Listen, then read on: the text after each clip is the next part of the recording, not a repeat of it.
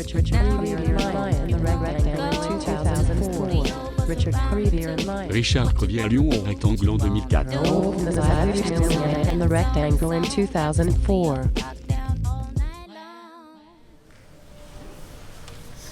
Bonsoir. Écoutez, je suis très ému d'être là ce soir pour parler de Rajac parce qu'effectivement, je suis le travail de Rajac depuis bientôt, dit-il, 30 ans. Moi, je croyais que c'était beaucoup plus récent, peut-être 25 ou 20. J'ai connu Rajac ici à Lyon un jour. On avait parlé dans un café de jazz et de cinéma. Il m'a fait connaître plus tard la série de Sainte-Colombe que vous connaissez peut-être, de ce village de paysans dont il avait fait le portrait en pied. Il m'avait amené à l'auditorium de Lyon à l'époque, me montrer ça. Je ne connaissais pas du tout son travail, je connaissais à peine l'homme. Et j'ai vu ses formats extraordinaires. Pour moi, inédits, je ne suis pas historien de la photo, qui m'avait surpris. Un traitement de la photo, une présence des sujets, une qualité de du moindre point, de tous les points de l'image, tellement prégnant que le regard était capté partout. Je me trouvais devant une expérience photographique qui pour moi était nouvelle. Et donc, quand Rajac m'a proposé ce soir avec Laurent de venir parler de lui, ce soir j'ai accepté de bon cœur, sauf que lui n'a pas voulu venir à cette conférence. Il n'a pas voulu venir m'entendre. Et je comprends fort bien finalement ça. Je vais apporter un concept. Oui, il y aura des concepts dans ma conférence, je regrette maintenant, on ne peut plus s'en passer. Le concept fait partie de notre civilisation contemporaine, postmoderne, on ne peut plus parler sans concept, peut-être moderne d'ailleurs. C'est très difficile de parler d'art de façon sans concept, sinon on tombe dans le subjectivisme le plus impressionniste, on ne peut pas faire grand-chose. Parfois, ça pourrait vous paraître abstrait ce que je vais vous dire, mais s'il y a des problèmes, après on en discutera.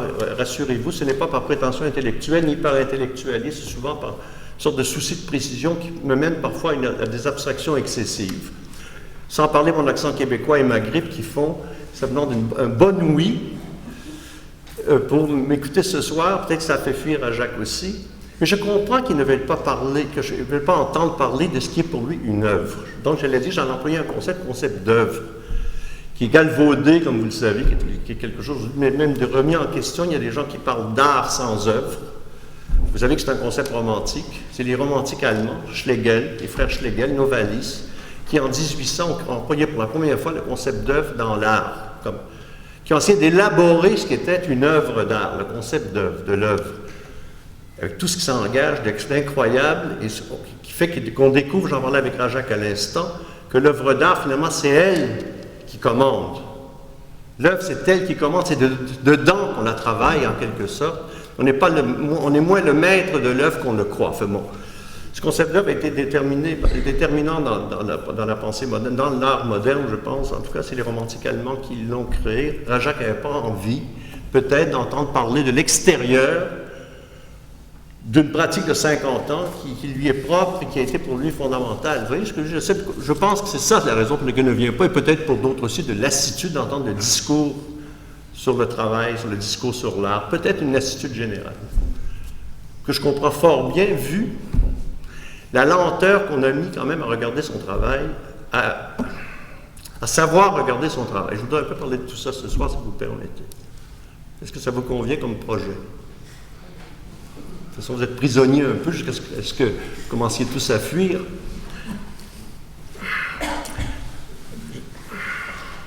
Ce qui m'avait frappé d'abord dans le travail de Sainte-Colombe, rappelez-vous, pour ceux qui les ont vus, des formats de 180 par 120 cm, 1m80 par 1m20. C'était en 83. Des portraits de la paysannerie. On vante millet d'avoir su regarder, d'avoir su peindre une pays. Mais sans nostalgie, on verra bien que la nostalgie n'est pas un thème chez Rajac. Au niveau purement technique, au niveau purement du choix du format, il se passait là quelque chose, j'avais été très surpris. Ce qui avait été surpris aussi, c'était comment tout, dans ces photos, semblait s'abandonner à son appareil, s'abandonner au photographe et à l'appareil. Les pierres, les animaux, les êtres humains, paraissait familier comme apprivoisé par le photographe, de façon extraordinaire. Il y avait là quelque chose qui abolissait la distance entre le photographe, la conscience, l'intention du photographe et son objet, quelque chose comme un court-circuit, un raccourci dans la clarté, dans la limpidité, dans la simplicité qui m'avait vraiment ébloui. J'ai appris plus tard, j'ai compris plus tard que Rajak travaillait toutes ses suites, puisqu'il travaille toujours des suites. Il travaille des thèmes, il les développe en suite. Toujours à l'intérieur d'un format très précis, choisi d'avance, décidé d'avance, pendant que le thème se prend forme, se configure, se préfigure en lui. L'idée du format qui conviendra à ce thème se met en place. Et ce sont toujours des formats, ça a été généralement dans sa carrière, des formats hors normes. C'est-à-dire hors des normes instituées dans le monde de la photographie, pour des raisons à la fois économiques et marchandes. Ça coûte moins cher de développer des formats standards, par exemple. Quand on est jeune photographe, qu'on n'a pas d'argent, ce qui était le cas de Rajak, choisir des formats qui ne sont pas standards, ça veut dire des coûts, ça veut dire, pour faire ce qu'il veut faire, il ne peut pas s'attendre économiquement. Il n'entre pas dans le circuit, déjà, de la marchandise photo. Il est en opposition déjà, en ce sens, je ne suis pas en train d'héroïser Rajak, ne croyez pas ça, j'ai horreur de l'héroïsation. Je suis en train de dire que le choix des formats déjà m'avait étonné, et que chaque projet, chaque campagne photographique aura son format. Donc le format que Rajak utilise est toujours un format adapté à chaque thème, à chaque projet, et deuxièmement un format qui n'est jamais un format convenu. C'est très important dans l'art. Dans la photo, dans l'art, dans la peinture, en fait dans les arts visuels, c'est très important le bord, le cadre. C'est un élément du médium fondamental. Qu'on oublie souvent, on parle de la surface, mais la thématisation, je reviendrai sur ce concept de thématisation tout à l'heure, la thématisation des matériaux, leur transformation en un médium signifiant, suppose qu'on les thématise tous, le cadre, le format, je parlerai plus tard d'échelle, tout fait partie du médium, tout concourt à la transformation du matériau en un médium signifiant, porteur de sens, générateur de signification, si l'on veut. Donc, Rajak choisit ses formats en fonction du thème traité et de ce que sera la présentation des photos au terme du processus de transformation. Ne pas oublier que Rajak, quand il choisit le format, il pense déjà le tableau développé, montré. On n'est pas dans la... Il ne choisit pas le format pour des raisons esthétiques, de goût personnel. Il pense à la photo achevée, c'est-à-dire que l'œuvre est déjà conçue. Le format, c'est ce qui cadre la conception de l'œuvre. Après, c'est de l'exécution. On n'est pas loin de la théorie esthétique de Croce, de Benedetto Croce, en ce sens, qui croyait, lui, grand philosophe de l'art italien de la fin du 19e siècle, un des plus grands philosophes, excusez-moi, j'ai une bronchite, un des plus grands philosophes de l'art italien, qui croyait, lui, que l'œuvre d'art était tout entière dans la conception et que l'exécution n'était qu'une affaire de technique. Je ne crois pas que ce soit le cas tout à fait chez Rajak, mais c'est une théorie de l'art qui a existé, il ne reste plus qu'à exécuter. C'est intéressant d'ailleurs comme théorie esthétique. Bon, je passe. Vous voyez, l'art soulève toujours des problèmes philosophiques extraordinaires. Et je suis obligé de me contraindre pour ne pas me lancer dans mes aventures habituelles, intellectuelles, philosophiques que j'aime tant. Donc le processus dans lequel, ce long processus de transformation qui aboutit à l'œuvre, au tableau, à la photo anticipée, et s'accompagne, est inséparable chez Rajak d'une profonde connaissance de l'appareil. Parce qu'il faut quand même parler de l'appareil quand on parle de photographie. Et chez lui, l'appareil est vraiment devenu prolongement physique, sensoriel, réellement mental. Et cette maîtrise de l'appareil, ce processus, l'amène à thématiser chacun des éléments du médium dont je vous parlais. J'en note quelques-uns des éléments du médium qui sont très bien traités chez Rajak et consciemment traités, délibérément thématisés. La surface bidimensionnelle de l'image, de la photo déjà. Donc une surface abstraite. La matérialité de cette surface, les millions de points d'ancrage, de pixels pour le regard qui erre sur la surface. Le grain, la gamme quasi infinie du noir et du blanc. Ceux qui ont bien regardé Rajak, il suffit de parcourir ici la gamme infinie du noir et du blanc. La lumière, extraordinairement le travail de la lumière, d'une justesse avec un sens des tons sourds et des tons clairs de musicien. Rajak voulait être pianiste, il aurait été pianiste, il l'avait voulu autrement. continuait à jouer sur la note, qui jouait avec son appareil photographique, qui se servait de façon réellement dansante, musicale, extraordinaire, de la lumière en tout cas, les axes visuels. Quelques-uns, je cite, hein, la verticale, horizontale, frontale, latérale, toujours extrêmement juste et soigné en fonction de tous les autres éléments, car tous les éléments concourent à la structure, construction, structure de l'image, disons ça pour l'instant, les distances. La relation du stable et de l'instable, vous avez remarqué dans le projet qu'il y a toujours des passages. Les gens passent sur un fond de stabilité très hypothétique, car ce passage fragilise. On est toujours dans un monde à la fois solide et fugitif et de passage, avec l'opacité et la transparence qui vont ensemble. Le temps humain, le temps géologique, qui sont signifiés par la présence, par exemple, mobile ou immobile d'un corps dans le paysage naturel ou urbain. Les rapports d'échelle, tous les éléments du médium photographique. Le micro et le macroscopique, c'est incroyable, comme chez Rajac, on voit tout très bien. Le loin comme le près comme le loin, et chacun dans une espèce de distance, tout à coup, c'est comme si on avait une loupe, une lunette et une loupe à la fois. J'y reviendrai à cette histoire de loupe. Une lisibilité, quelque chose de l'ordre d'une transparence pour le regard. Nous faisons une expérience du regard, en photographie. Et peut-être en peinture, et pour moi, en tout cas, une expérience du regard très, très riche, à l'état pur. Peut-être que c'est ça l'image, de permettre l'expérience du regard, et là, je crois qu'on a une occasion de le faire. Chaque pixel de la photo, thématisé ainsi et offert à l'œil. Moi, j'ai vu une telle patience que chez les peintres. J'ai rarement vu ça en photo. J'ai suivi le travail de Rajac. Je l'ai accompagné parfois sur ses terrains.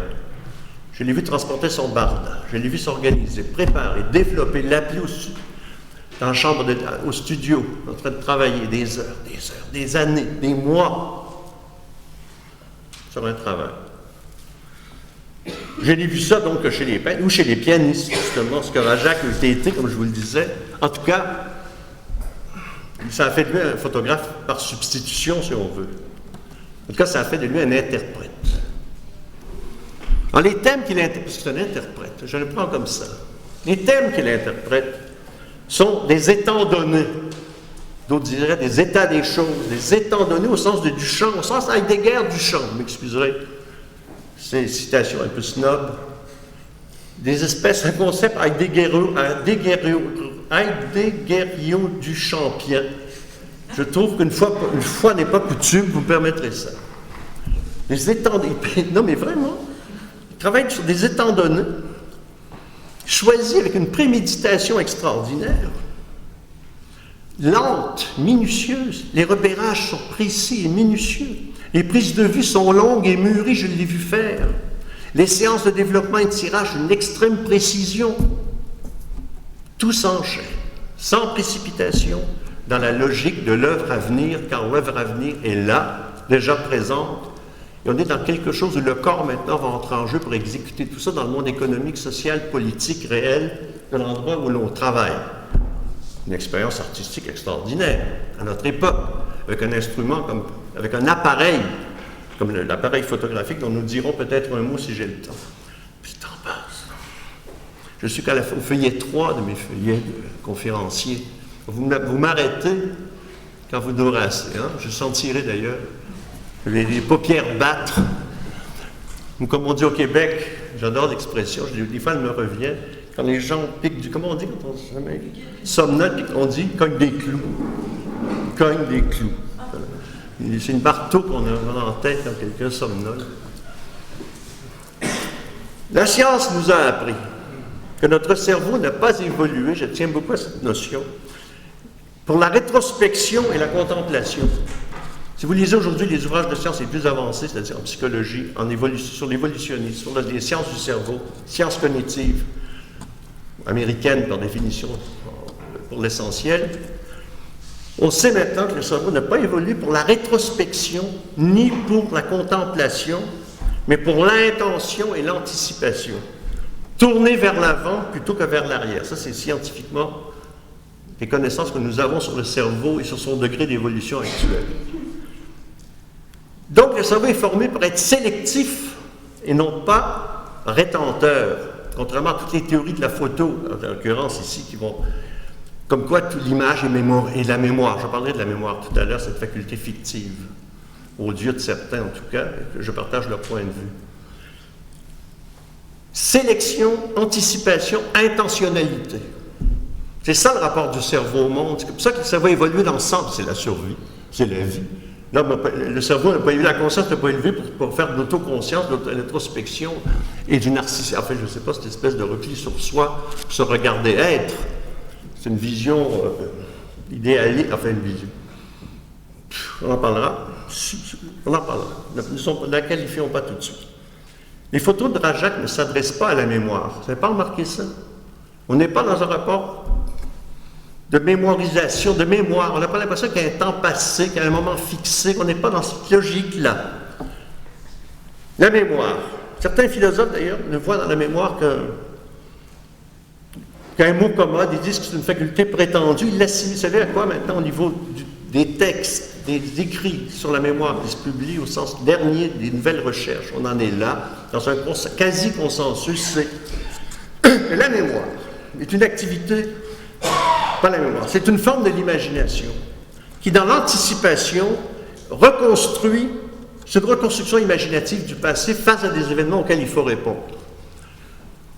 Dans la situation constamment. Je vois une situation à faire, pour faire les choix d'action, je me rappelle des situations analogues. La mémoire fonctionnera à l'intérieur de l'imagination comme faculté anticipatrice et intentionnelle, et non pas comme faculté rétentrice et tournée vers le passé. Cette façon de se tourner vers le passé, Dieu sait que le Nietzsche, sur lequel je reviendrai tout à l'heure à propos de l'art, l'a dénoncé. Il y a un siècle et demi, c'est en dénonçant l'historicisme qui fera le centre de cette conférence ce soir. Vous voyez qu'on est loin du centre, on est dans une périphérie mais qui m'inquiète. Je ne suis pas sorti de l'autre. Les photos de Rajak ne sont donc pas des machines en remémoration nostalgique, mais des interfaces informatives. Des apparitions provoquées, je dis dans un moment poétique, des mises en présence, je ne sais pas ce qui m'a pris, j'étais bien lancé, permettant cette reconstruction imaginative inséparable de l'art, de tout art. Tout art est reconstruction imaginative. Pourquoi les poètes ont toujours fait de l'imagination la faculté centrale du poème, de la poésie?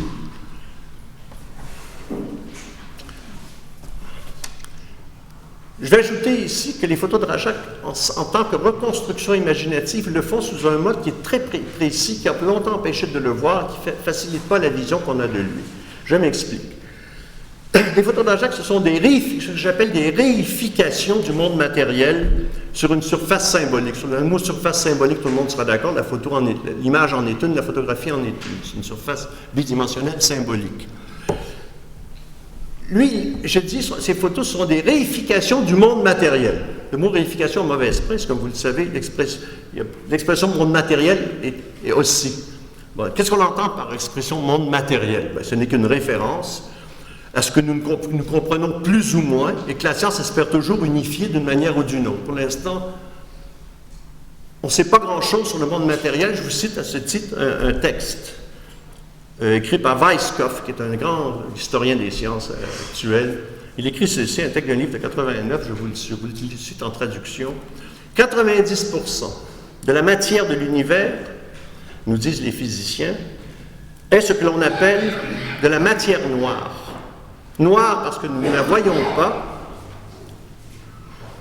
noire parce que nous ne savons pas en quoi elle consiste, de sorte que nous n'avons pas la moindre idée de quoi sont faits ces 90% du monde. Nous connaissons donc 10% du monde. Après ce rappel, donc, du peu de choses que nous savons du monde, le mot réification surprendra moins. Vous serez moins surpris de l'entendre dans ma bouche, car ce mot a généralement, disais-je, connotation négative, qui vient de la critique marxiste. Connotation qui est très juste lorsqu'il s'agit de l'idéologie, mais qui n'est pas pertinente en psychologie de la perception ou en art, sauf si l'art est évalué en termes marchands. C'est évident que si l'art est effectué en termes marchands, on a réification, au sens marxiste, au sens idéologique. Je veux pas, si ce concept n'est pas clair, on en parle après, parce que ça nous emmènerait très loin. Par exemple, on sait que l'enfant réifie peu à peu les objets qui l'entourent en leur conférant, par exemple, c'est expérimenté, de la consistance. L'enfant apprend peu à peu à donner corps, à réifier les objets, entre autres par l'expérience de la consistance, de la fermeté, dureté, solidité. C'est très important, la réification dans le processus psychique. Nous sommes dans la réification là aussi. Aujourd'hui, il est beaucoup question aussi dans le discours esthétique de réification, au nom, paradoxalement, de Walter Benjamin, ou Benjamin, comme vous voudrez le prononcer. Si vous ne le connaissez pas, je vous le présente rapidement. D'abord, c'est un auteur très à la mode actuelle. Il n'y a pas un conférencier qui va dans une ville, que fût-elle Lyon, qui ne cite Walter Benjamin. C'est comme, il y a des auteurs comme ça que vous ne connaissez pas, parce que vous n'avez pas des conférences assez souvent. Quand on écrit un article aujourd'hui sur la critique d'art, il faut aussi citer Walter Benjamin.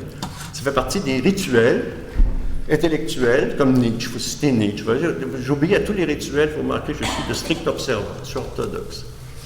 Walter Benjamin, en plus, est mort à 40 ans d'une overdose, en fuyant les Juifs, comme juif, à la frontière espagnole, fuyant les Allemands. On a toujours dit suicide. Ça faisait plus héroïque. Overdose, c'est plus banal. Aujourd'hui, on ose dire les choses peut-être plus parce que le temps a passé. Juif, auteur d'un livre, auteur d'ouvrages absolument remarquables sur Kafka, sur le surréalisme, sur l'art, sur le cinéma, sur la politique, sur la littérature. Théoricien, essayant de penser, essayant de développer une conception de l'art, dont je vous exposerai davantage tout à l'heure, il est mort en 1940. Beaucoup de gens s'autorisent à parler aujourd'hui de dérification au nom justement de Walter Benjamin, ou Benjamin, qu'on accommode à toutes les sauces de toute façon. On parle de simulacre, je dis à propos de l'œuvre d'art, en s'autorisant du même Benjamin. On dit l'œuvre d'art est simulacre. Le discours postmoderne ou postmoderniste, autre mot peut-être qu'on pourra discuter après, qui désigne selon moi une réaction à la fois conceptuelle, psychologique, culturelle très large au phénomène de la fin des avant-gardes des années 60. On ne savait plus comment la fin de Greenberg, du grand critique américain, et la fin de l'expressionnisme abstrait, l'apparition de Warhol, de Jones, de Jasper Jones, de Rauschenberg, on ne savait plus très bien. On a créé ce concept qui correspond bien à fait cette réaction qui va surtout éclater dans les années 80. Je crois que c'est un concept très historique en ce sens-là, c'est-à-dire très réactif, comme on dit aujourd'hui, si volontiers. Simulacre, le mot est partout dans l'art. Enfin, quand on parle d'image, on pense simulacre. C'est un discours sur l'image autour des simulacres. C'est sûr que les objets dits d'art miment aujourd'hui la marchandise. Surtout lorsqu'ils se retournent contre elle, comme chez Warhol, par exemple. Il y a toute une dimension actuellement de l'art, dans l'art, qui consiste à mimer ce qu'est l'art, à mimer l'art, en mimer la marchandise, en se retournant en même temps contre la marchandise. On appelle ça de l'art critique. Quelque chose, des contorsions esthétiques absolument extraordinaires, esthétiques et mentales et conceptuelles, et dans le discours de la critique et de la philosophie officielle, mais officielle et non officielle. Effectivement, dans cet art, il n'y a pas d'aura. Et aujourd'hui, l'art est censé être sans aura à cause d'un texte de Benjamin qui a fait époque et continue à faire époque, selon laquelle l'œuvre d'art traditionnelle a perdu son aura, ou en tout cas son aura est en déclin. Et cette aura est complètement inexistante selon Benjamin, selon certaines interprétations de Benjamin dans les arts de la reproduction technique, telle la photographie. Donc on va voir thèse avec lesquelles je ne suis pas d'accord. Est-ce que ça va? Vous me suivez? Je ne parle pas trop vite, parce que des fois, je suis lancé, je m'oublie, et je parle, et je vais boire, en tout cas, ça va m'hydrater.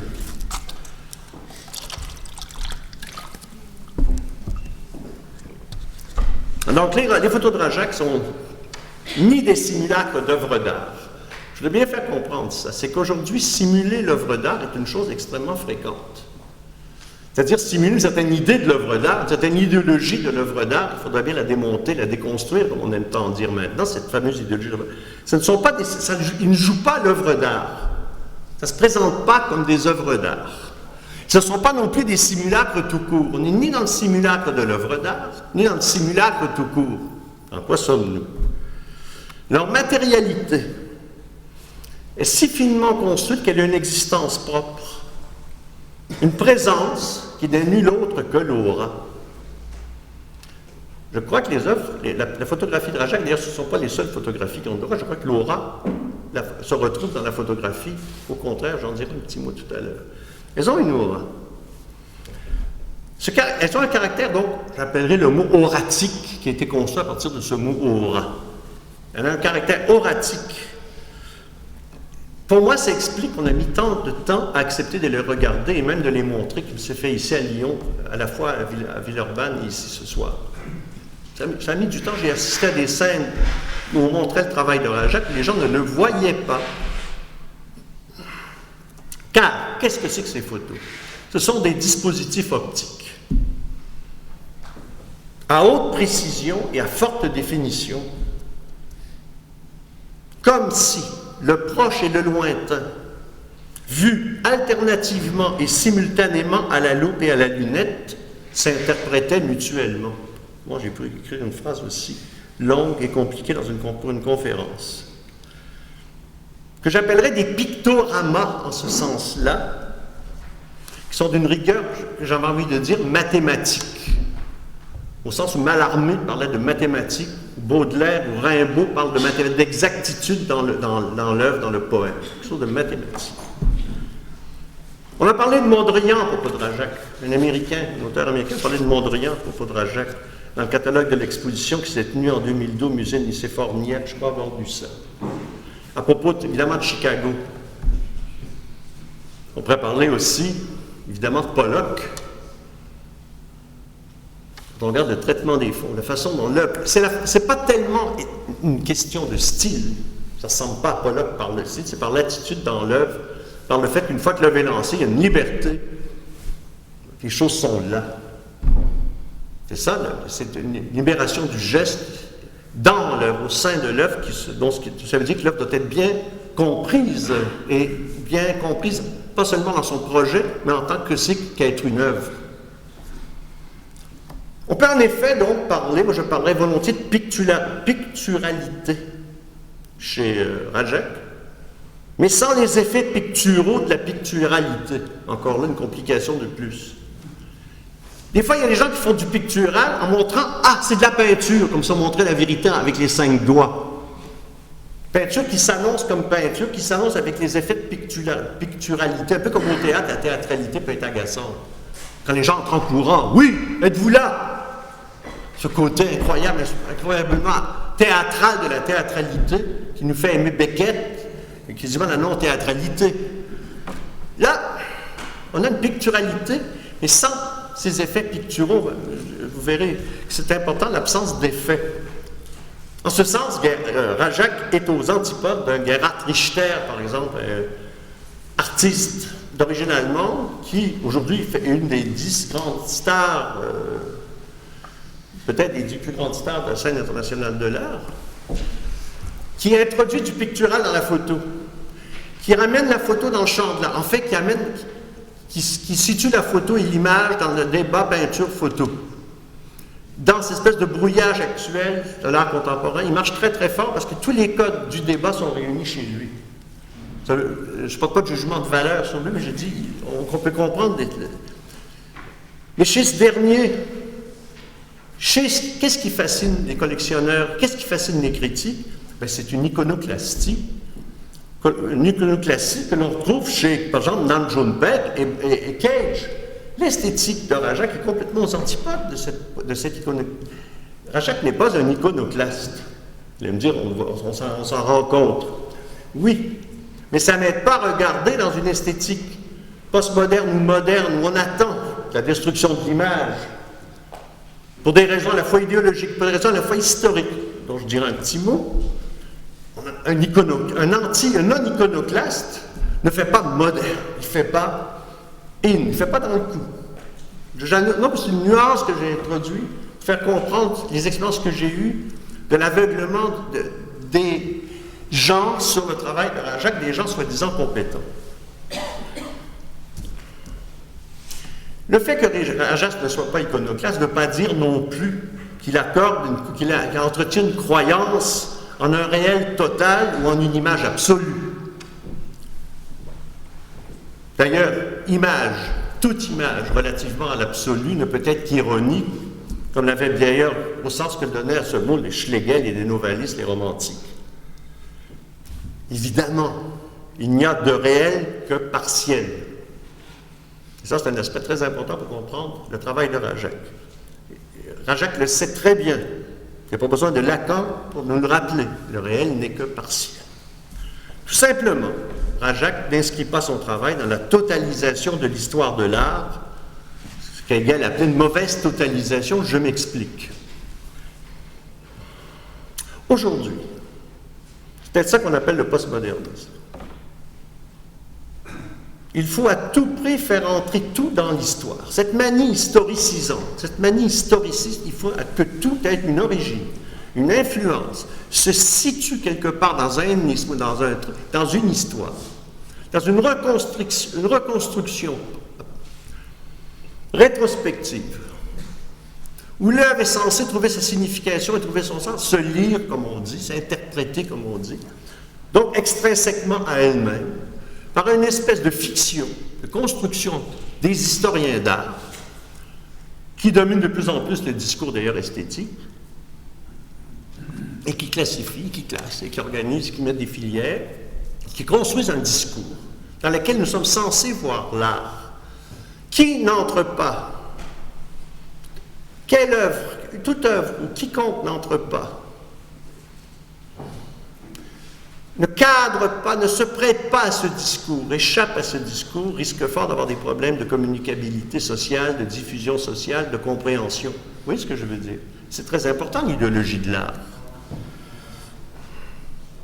Il y aurait beaucoup à dire donc sur cette fameuse histoire de l'art, cette fièvre historiciste que Nietzsche vilipendait déjà, encore Nietzsche au 19e siècle.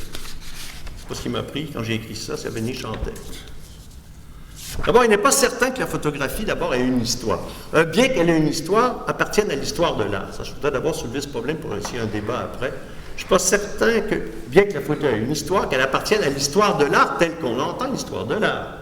Donc, peinture pour l'essentiel, avec après ses retombées avant-gardistes et tout, mais l'histoire de l'art. Il n'est pas certain que cette histoire de l'art soit la sienne, soit l'histoire de la photo. Même si on prend la photo comme une force disruptive, comme une disjonction, ainsi que le veut généralement le monde de l'art. Parce que le discours du monde de l'art sur la photo, c'est que la photo appartient à l'histoire de l'art, mais comme une sorte de disjonction, d'intrusion bizarre, qui aurait modifié la peinture. Vous connaissez le discours général sur le rôle de la photo comme force disjonctrice qui fascinait Benjamin d'ailleurs. La photographie peut avoir la tentation, et même de façon volontariste, vouloir s'inspirer de l'art, en se faisant tableau, mais sous sa forme artistique. La photographie, selon moi, appartient à un autre régime de la représentation. Elle n'appartient pas au régime de la représentation de l'art tel que l'histoire de l'art construit le concept d'art. Est-ce que je suis clair?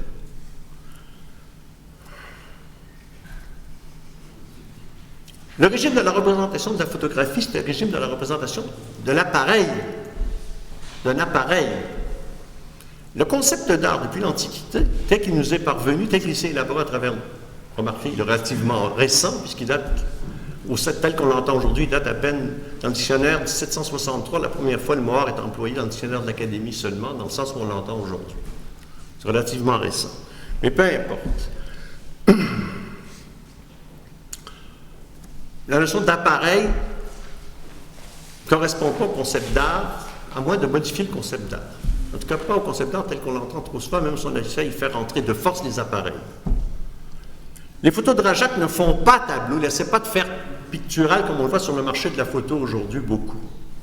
Ils ne font pas tableau, ils sont tableaux. Et j'écris, je ne sais pas si j'ai raison d'ailleurs. Mais des tableaux d'une espèce bien particulière, nés dans une caméra oscura, dont la luminosité pigmentaire est d'une chimie infiniment plus subtile que celle de la peinture. Que ce soit à la détrempe, à l'huile ou à l'acrylique, je ne suis pas sûr de ça. Est-ce que c'est vrai? J'aimerais votre avis. Je ne suis pas sûr que je le pense, mais je n'en suis pas sûr. Parce que c'est incroyable travail de la mécanique et chimique de la photo qui capte des lumières. Je trouve que la luminosité pigmentaire est infiniment plus riche en photo qu'en peinture. Le peintre ne pourra jamais obtenir ça, peut-être. Je crois que ça se discute. Je ne crois pas qu'on peut en préjuger. Mais si ça vous intéresse, j'aimerais en parler parce que c'est une question. Là, je l'ai affirmé un peu brutalement, j'ai mis à préciser dans mes notes parce que, bon, avec vous. Et en tout cas, ce pigment particulier, appelons-le pigment photographique, cette espèce de chimie particulière, cet appareil, donc, appelons-le un appareil, est d'une intensité qui est réglable, permettant de moduler le ton local et les dégrader de façon extraordinaire, comme dans un Seurat. Regardez comme il essaie, avec le pointillé, de contrôler, de faire jouer toutes les nuances, de neutraliser, de créer une égalité, de créer une absence de hiérarchie, de créer une totalité de la surface. Faire vibrer, résonner chaque punctum, comme on dit, chaque point de la surface. La photo permet ça, en tout cas celle de Drajac, par son travail aigu. Après ça, j'espère qu'on a... Je ne sais pas ce que je vous dirai, vous ferez voir autour de moi, je ne crois pas, vous l'aurez vu. En tout cas, je me sens tenu de parler de ça. J'ai souvent vu Drajac au travail. On dirait la gestuelle d'un chat. Un animal, d'ailleurs, dont il me semble qu'il a l'acuité visuelle parfois. Lorsqu'il lit par anticipation, parce que l'animal anticipe, lorsqu'il lit par anticipation dans la réalité, entre guillemets, l'empreinte en creux d'une image dont il a déjà discerné les éléments dont il faudra faire émerger la configuration sur l'image, sur la photo. Sens anticipatoire, actif, ouvert sur le monde de l'animal. L'animal évolue. Je ne veux pas traiter Drajac dans son absence d'animal, je sais pas, il le prendrait très mal. Non?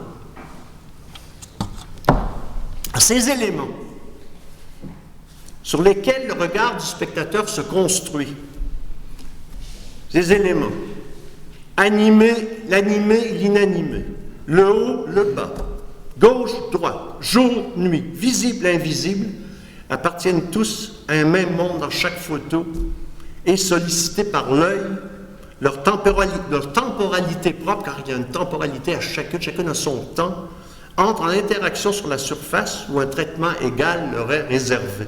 Égalité totale de tous les éléments dans n'importe quelle œuvre, dans n'importe quelle photo de Drajac. Ces éléments constituent chacune des mondes. C'est un concept qui a été développé par un esthéticien américain, par Wittgenstein. Nous créons des mondes. Plusieurs mondes, ce sont des mondes, entre guillemets, comme vous voudrez. Les mondes exacts, j'avais écrit, de façon un peu précieuse, d'un monsieur Test de la photographie. C'est un peu ridicule. Vous savez qui est monsieur Test, vous vous rappelez de Valéry, c'est un personnage à la fois mathématicien, poète, penseur. C'est un des grands livres de Valéry. Vous connaissez certains d'entre vous sûrement, monsieur Test ou Tête, enfin il y a un jeu là. Très beau livre, c'est un livre de Valéry les plus connus, pour ceux qui s'intéressent à Valéry, très lucide. Quelque chose de ça, ici. Des mondes exacts, mais reconstitués par la temporalité du scanning, du balayage en profondeur, balayage esthétique du spectateur, permettant une expérience esthétique très riche et surface. L'expérience du regard. Non pas, je suis devant une œuvre d'art ou je ne suis pas devant une œuvre d'art, une expérience du regard sur la surface où les choses se mettent en place tout à coup, il se passe quelque chose de l'ordre à la fois optique, mental et visuel, très général. Dans une photo de Drajac, il n'y a pas de dictat d'une quelconque, j'avais encore là un peu de préciosité, d'iconicité, il n'y a pas de dictat de l'idée de l'icône, de l'image, il n'y a pas de dictature de l'image, il n'y a pas de fétichisme de l'image, qui bloquerait le sens. Le sens n'est jamais bloqué par une imposition organisatrice d'une idée de l'image. On n'est pas dans une idéologie iconique.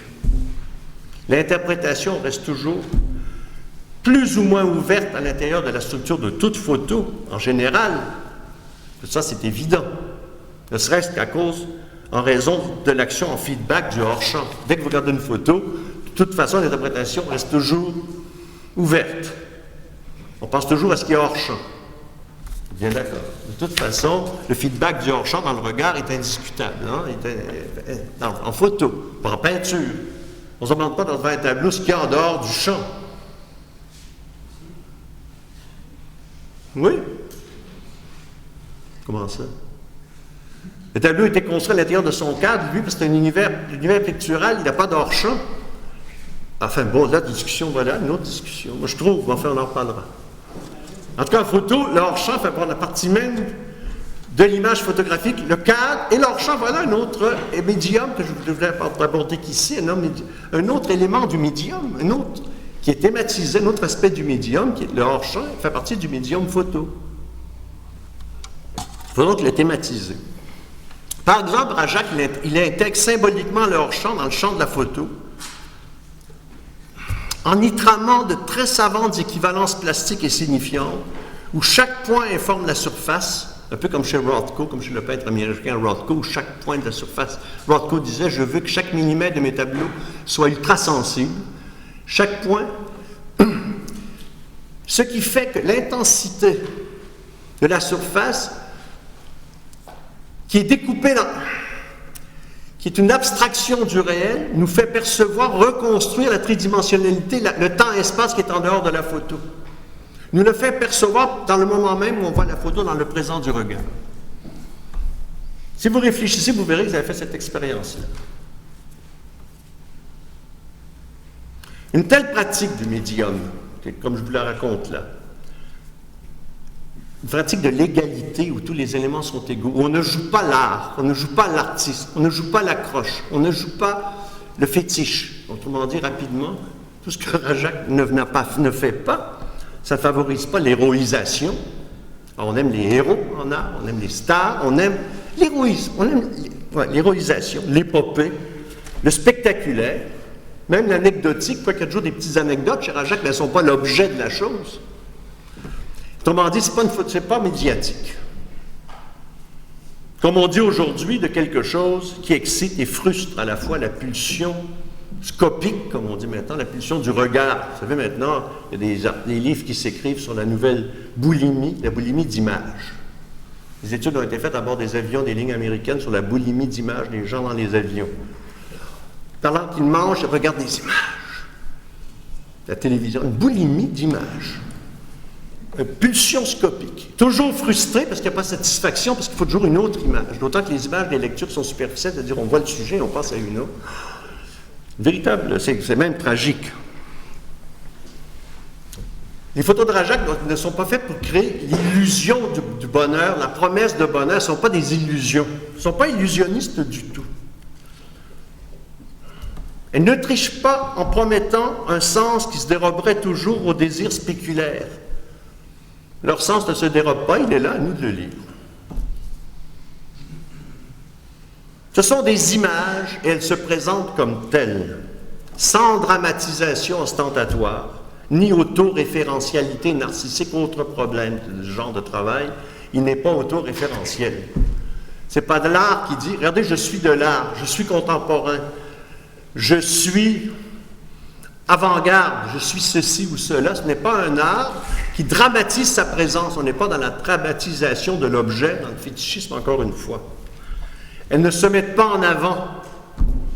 Chicago ne se met pas en avant, il y a un retrait, il y a une discrétion, il y a une retenue. Ce sont des dispositifs visuels, optiques, extraordinairement ajustés. Pas du tout de jeu, de subjectivité, d'étalage du moi et d'elle-même. Ces photos ne sont ni démodées, par définition donc, échappant au statut des marchandises et de la réification fausse dont je parlais tout à l'heure, étant de vraies réifications, elles sont ni démodées ni à la mode. Cette mode dont Baudelaire disait qu'elle est si laide qu'il faut en changer tous les 6 mois. C'est génial, non? Ce sont des images singulières. Et là, je voudrais parler un peu de la façon dont c'est. Ce sont des images dont le matériau a été thématisé, c'est-à-dire transformé en médium signifiant, je l'ai dit, et cela au moyen d'une activité que l'on qualifie généralement d'artistique. Et je voudrais avancer un peu sur une chose. Est-ce que c'est de l'art? Je sais que ça intéresse toujours tout le monde. Est-ce que la photo, c'est de l'art? Est-ce que ça, c'est de l'art? Je crois que ça fait partie d'un débat autour de la photo de Rajac de se poser ces questions. J'ai souvent discuté avec Rajac de cette question autour de la photo, est-elle un art? Et lui, il disait qu'il s'en fichait complètement et que chaque photo, pour lui, était une histoire et qu'il se fichait de savoir si c'était de l'art ou pas. Mais cette histoire, qu'est-ce que c'est l'histoire? Ben, c'est la transformation par le médium du réel dans l'image qui la constitue, l'image devenant une sorte de dispositif de voyance au sens rimbaldien. Il y a quelque chose de l'ordre de la voyance. On voit le réel de manière extraordinaire à travers ces images. Venez celle-là, on voit le monde du travail. Mais sans pathos, sans dramatisation, sans discours prolétarien. On voit les produits par les travailleurs, ce qui est très rare aujourd'hui, hein? Les tissus produits par les mêmes gens. Travail des fonds, je reviendrai là-dessus. Alors, c'est cette transmutation. Est-ce que ça fait, vous en avez assez? Peut-être c'est trop long. J'en ai peut-être dit assez, non? J'en ai, vous savez, j'en ai encore beaucoup. Ça m'énerve de poser aux gens le discours. Donnez-moi un quart d'heure. Un quart d'heure? C'est plus facile de parler que d'écouter, vous savez. Fatigant, écoutez, il faut être attentif. On peut parler sans savoir ce qu'on dit, ou sans penser ce que l'on dit. Wittgenstein, le grand philosophe anglais, il posait cette question absolument superbe, il demandait, on dit toujours, dit-on ce que l'on pense, mais pense-t-on ce que l'on dit quand on parle? Est-ce qu'on pense ce que l'on dit? Passe-moi le sel, est-ce qu'on a pensé? Passe-moi le sel. Alors, l'aura des photos de Rajac, parce qu'elles ont une aura, j'y reviens, contre Benjamin, et contre même Rajac lui-même, qui est pour Benjamin dans cette affaire, mais je crois que sur la notion d'aura, il serait prêt à discuter. C'est cette transmutation du réel en image, par le processus complexe que j'ai commencé à décrire, qui constitue proprement l'aura des images. Dans son fameux texte, intitulé « L'art à l'époque de sa reproductibilité technique », le fameux Walter Benjamin associe à cette reproductibilité technique le déclin de l'aura de l'œuvre d'art. Or, pour moi, cette théorie ne s'applique pas à la photographie. Au contraire, l'aura d'une photo renaît à chaque reproduction. Elle n'existe que par, dans et pour cette reproduction. Le problème de la photo n'existe que pour cette reproduction. Le problème de quelconque unicité auratique de l'œuvre unique, sans double, sans exemplaire, sans copie, ne se pose même pas, en l'occurrence, en photographie. Donc, on ne voit pas comment Benjamin aurait pu parler de la photo dans son fameux texte. Et tout le monde est toujours en train de penser que Benjamin ne parle pas, il parle de cinéma. Et très mal, d'ailleurs, par rapport aux utopies qu'il y met. Alors, ce mot « aura », est-ce qu'il y en a parmi vous qui ne l'ont jamais entendu? C'est un mot maintenant qu'on entend depuis qu'on a redécouvert Benjamin. Et aussi parce qu'il y a un problème de l'art aujourd'hui, de l'œuvre d'art et du statut de l'œuvre. Et on ne sait plus très bien selon quels critères, je vais y arriver tout à l'heure, attribuer le statut d'art aux objets. Entre l'urinoir et la brosse à dents, où est l'art? Donc cette question, en fait, on s'est posé la question, mais comment se fait-il que les œuvres n'ont plus cette aura?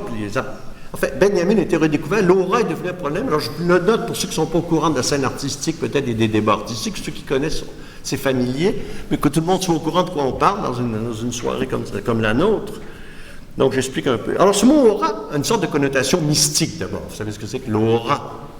Et Benjamin d'ailleurs lui garde cette connotation mystique, sur laquelle l'œuvre d'art, dans ses fonctions traditionnelles, il a raison, en plus, dans ses fonctions traditionnelles.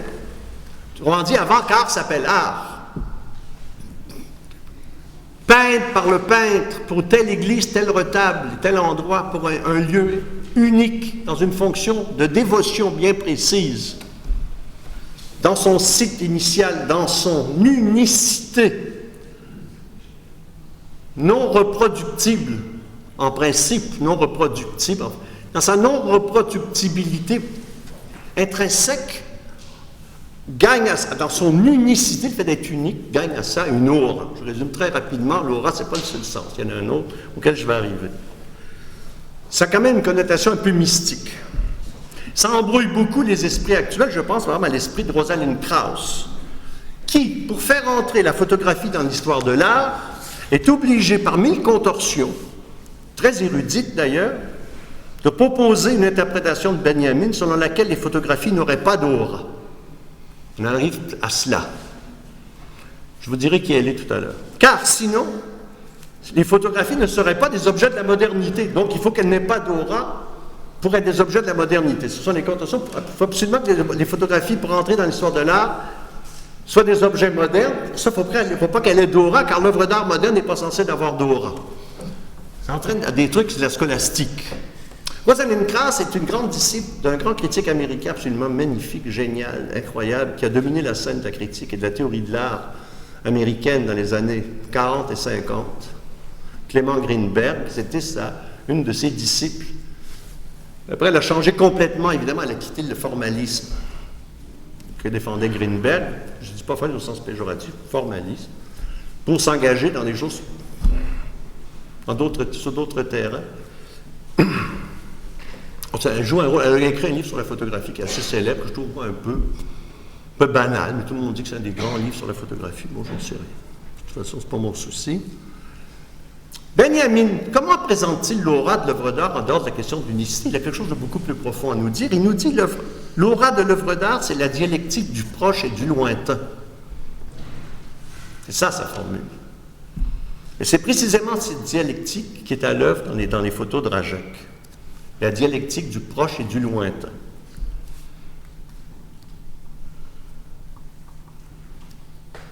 L'exploitation du voyeurisme et de l'exhibitionnisme travesti en déconstructionnisme dans la culture ainsi que dans l'art et la photographie de ces dernières décennies est un fait avéré. Tout le monde est d'accord aujourd'hui qu'on est en plein voyeurisme et exhibitionnisme.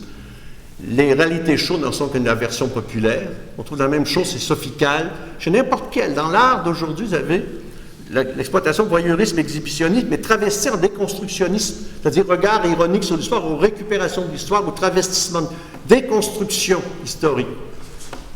Ces deux pulsions, que Freud appelait perversion, se travestissent en une espèce de déconstructionnisme. C'est Derrida qui a inventé le mot, qui a fait fortune aux États-Unis, qui est revenu en Europe via les États-Unis.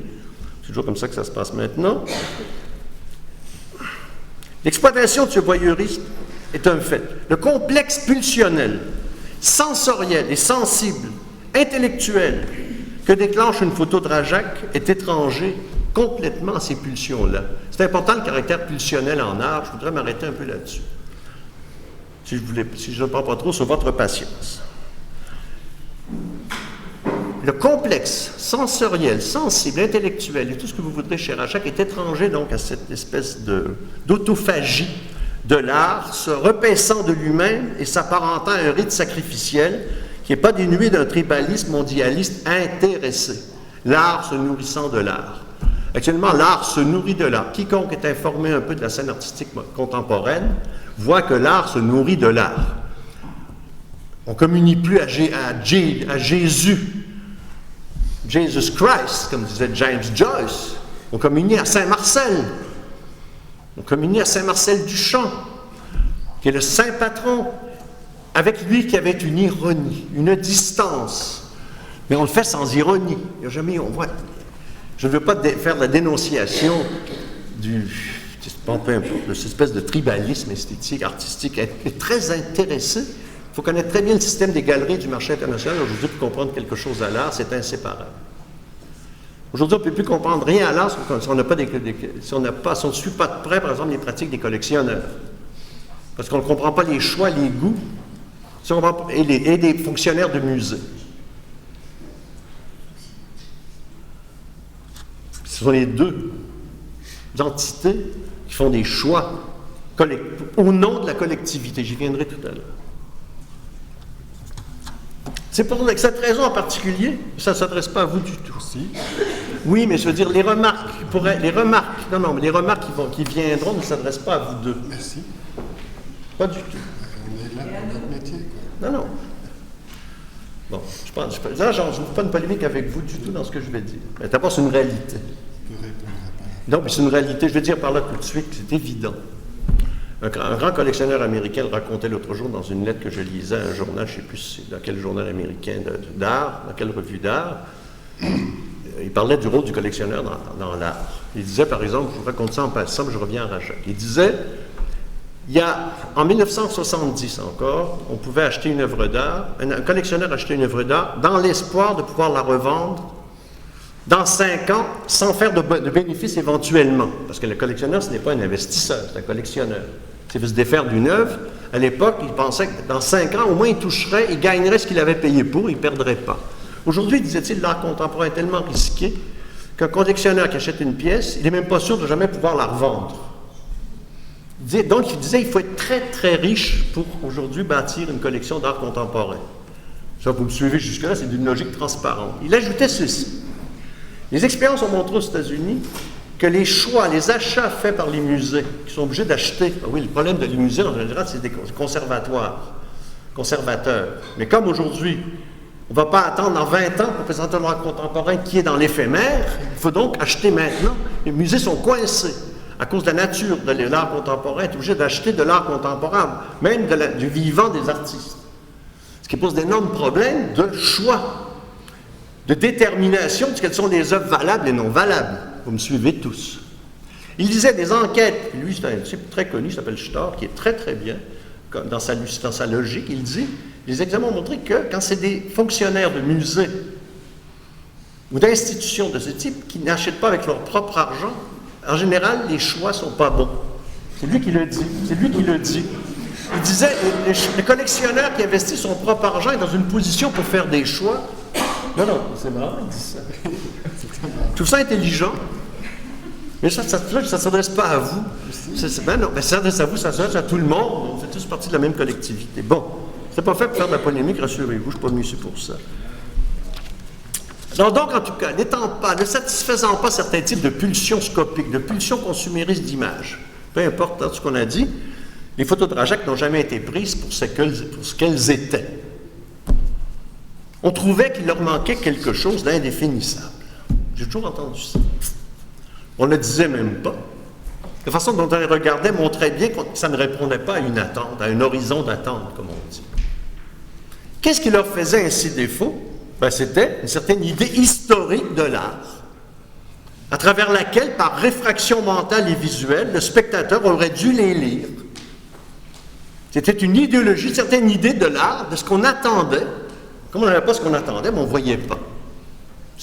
Là, je raconte vraiment une expérience vécue auprès des photos de Rajac.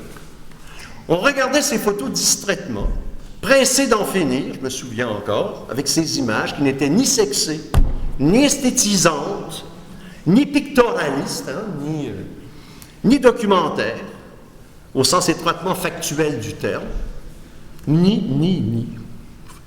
Ils n'étaient jamais rien de ce qu'il fallait. Manifestement aveuglés par une éclipse auratique, les spécialistes que nous voyons, Rajac et moi, quand on a montré ces photos, étaient incapables de voir ces photos, de voir dans ces photos comment la lumière sculpte les images, comment elle éclaire les hiéroglyphes des choses, comme j'écris, comment elle concourt au silence propre à la photo. Il y a un silence dans ces photos,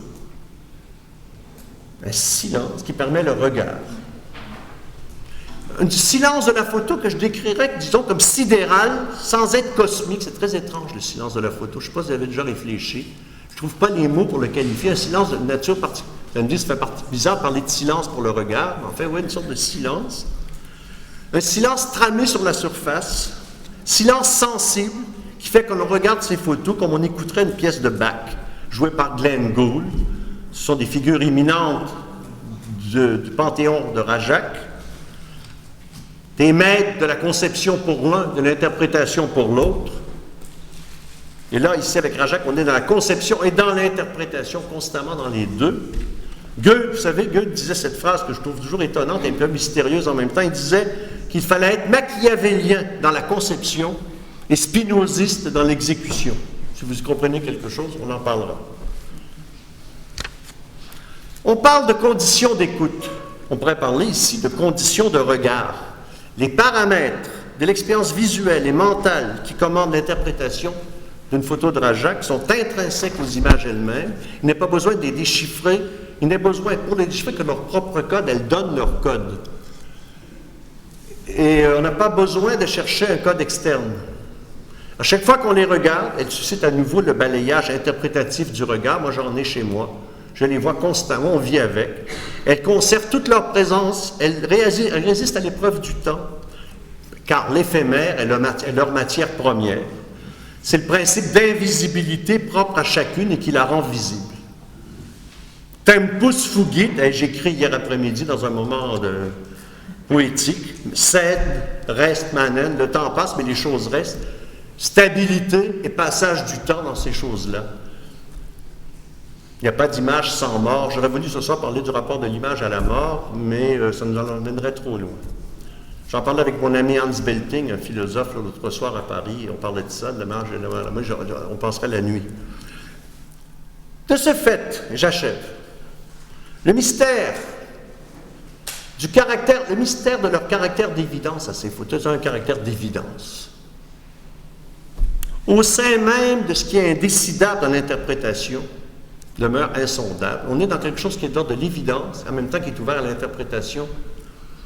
C'est la lutte héraclicienne, vous savez, le philosophe grec Héraclite, la lutte des contraires, c'est la lutte héraclicienne de la présence et de l'absence, du champ, du hors-champ, du visible et de l'invisible qui recommence dès qu'on pose les yeux sur ces photographies. Tout à coup, elles se mettent à travailler sur le regard. Je vous saute un des passages, je vous épargne des passages. Écoutez, j'ai d'autres. Je vais peut-être arrêter là. Ça fait beaucoup, ça fait assez. Non? Vous en avez assez peut-être? J'en ai beaucoup encore. Non? Ça vous suffit, je pense. Et vous? Discutons un peu, ça va être plus drôle. Hein? Et puis, j'ai des choses, si jamais on évoque des questions que j'ai là, ben